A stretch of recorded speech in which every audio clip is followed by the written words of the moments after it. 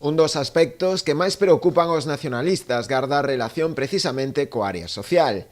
Así piden que se contemple nos orzamentos unha partida para a elaboración dun proxecto para unha residencia da terceira idade e se inicien os trámites de rehabilitación das vivendas baleiras dos mestres para destinalas a vivendas sociais. Dada o contexto COVID e a situación que orixinou a pandemia, pois incidimos un pouquiño máis no aspecto social. Contamos tamén coa que se meta unha partida para empezar ou ben o proxecto ou cualquier aspecto técnico que dé os primeiros pasos para poder ter en Boiro unha residencia da terceira idade. Queremos tamén destinar unha partida para poñer en marcha dunha vez as vivendas sociais, que xa é algo que o BNG leva reclamando na anterior legislatura. O Concello de Boiro aderiuse ao programa de vivendas baleiras da Xunta, pero aínda non se deron nin os primeiros pasos para poder poñelas en marcha.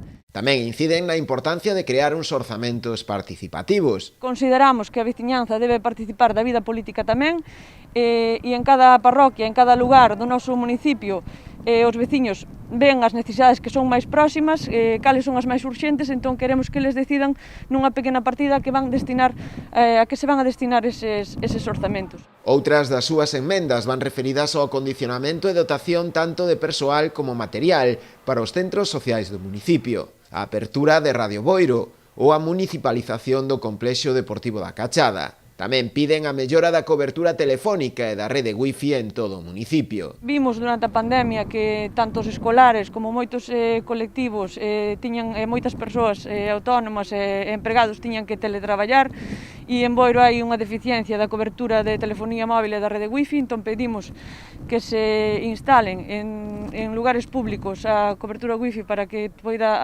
teña acceso a toda a poboación.